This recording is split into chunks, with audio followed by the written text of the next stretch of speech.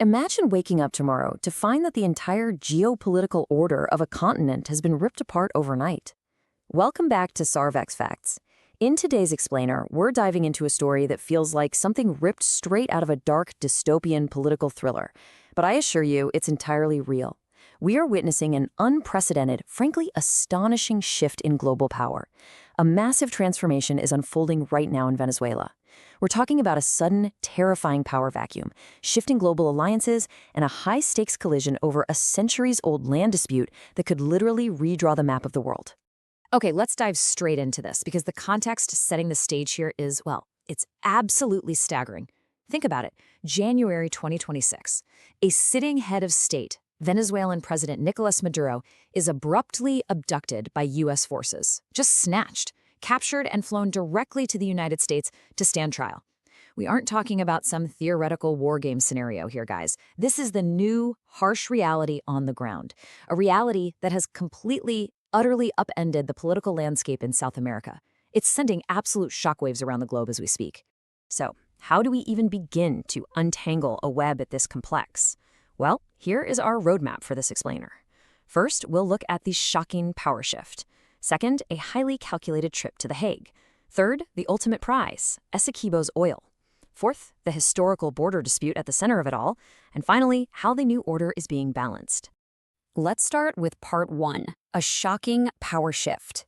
Look, when a country's leader is suddenly and forcibly removed from the geopolitical chessboard, a massive void opens up.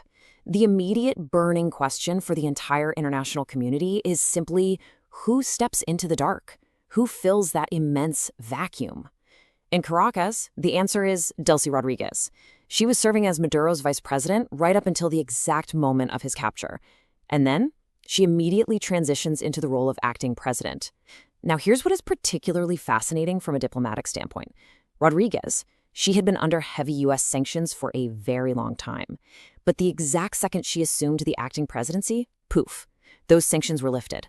Just like that, she steps out from the shadow of international financial restrictions right into the absolute highest office in the country.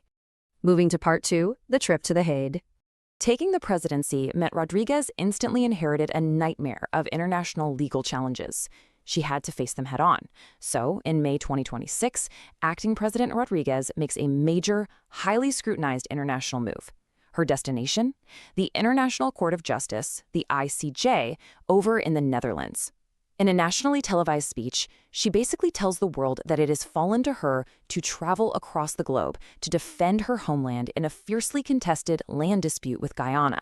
She is traveling to the UN's top civil court to officially present Venezuela's case.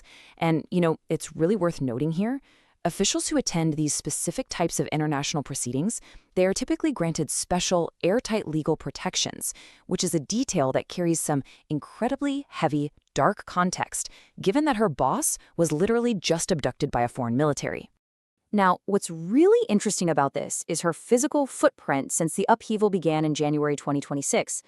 This trip to the Netherlands? It's her very first time stepping foot outside the Caribbean since taking over. Up until now, her international movements have been paranoid, highly localized. She has only visited nearby islands like Grenada and Barbados, staying close to home. But even more notably, and this is a huge red flag, despite stating she received an official invitation to the U.S. by the Trump administration, she has, so far, completely ghosted them. She hasn't made the trip. Heading to Europe instead represents a massive, highly calculated step onto the global stage for her totally untested administration. Which brings us to part three, the prize, Essequibo's oil. So what exactly is she risking everything to go all the way to The Hague to defend? It's called the Essequibo region. Now, it's currently administered by Guyana, but it is vehemently, aggressively claimed by Venezuela. And it makes up a staggering 67% of Guyana's total current territory. Look at that, 2/3. We aren't talking about a minor border skirmish over a few miles of empty farmland here. This is a sprawling, massive, deeply wild region bordering eastern Venezuela that fundamentally defines the entire geographic size of Guyana itself. And to really wrap your head around the stakes, I want you to contrast that massive, sprawling landmass with this single number. Less than 1 million. That is the entire population of Guyana. It's this incredibly small population tasked with administering a vast, highly contested, and deeply coveted territory.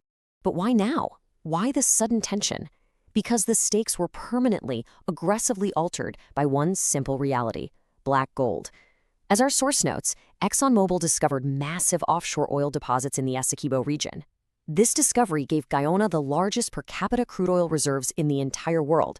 Let that sink in, the largest in the world. Almost overnight, this sleepy, centuries-old territorial dispute was supercharged by billions, maybe trillions of dollars in natural resources. The geopolitical and economic value of Essequibo is now astronomical. It's turned a dusty historical debate into a modern, cutthroat economic imperative. Let's look at part 4, the historical border dispute. So how did these lines get drawn in the jungle in the first place? And what exactly is the highest court in the world trying to decide? Well, following the timeline, you can see this conflict has incredibly deep roots. It's a ghost of empires past. Back in 1899, a border was established under British colonial rule.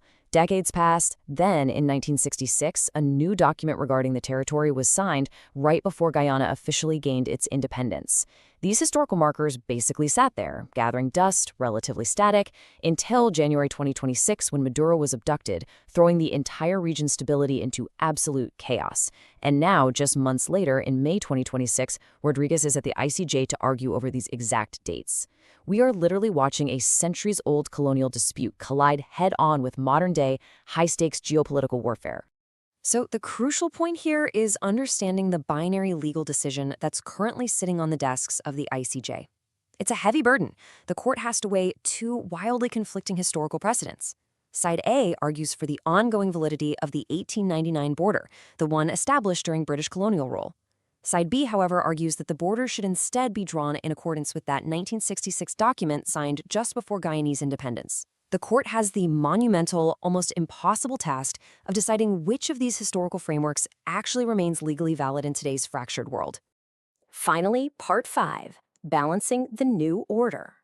While acting President Rodríguez is fighting this massive legal battle abroad, back home, she is walking an incredibly delicate, incredibly dangerous political tightrope. Her strategy is actually super revealing.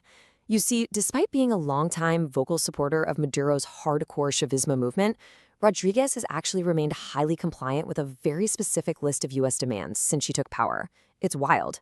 She has actively stopped oil deliveries to Cuba. She has opened Venezuela's historically closed state-owned oil industry to foreign companies, and she's released political prisoners. She is quietly making major, tangible concessions to the very same international powers that just abducted her predecessor. But, and honestly, this is the absolute key to her survival right now. She has to do all of this while striking a razor-thin balance with Venezuela's deeply influential internal security apparatus and its military. She is caught in a profound state of internal friction. I mean, think of the pressure. She must satisfy U.S. demands externally just to maintain her diplomatic standing and avoid the same fate as Maduro, while simultaneously appeasing a powerful, heavily armed Venezuelan military internally to prevent a total domestic collapse of her new government. It is a terrifying masterclass in high-wire political survival. Which leaves us staring down this final critical thought. As power aggressively shifts in the dark corridors of Caracas, and as billions, maybe trillions, of dollars in untouched oil hang in the balance over at The Hague, what will be the final map of South America? The decision coming from the ICJ won't just draw a line in the jumble. It is going to fundamentally dictate the economic and political future of two nations currently caught right in the crosshairs of a massive geopolitical earthquake. Thank you so much for joining me for this explainer.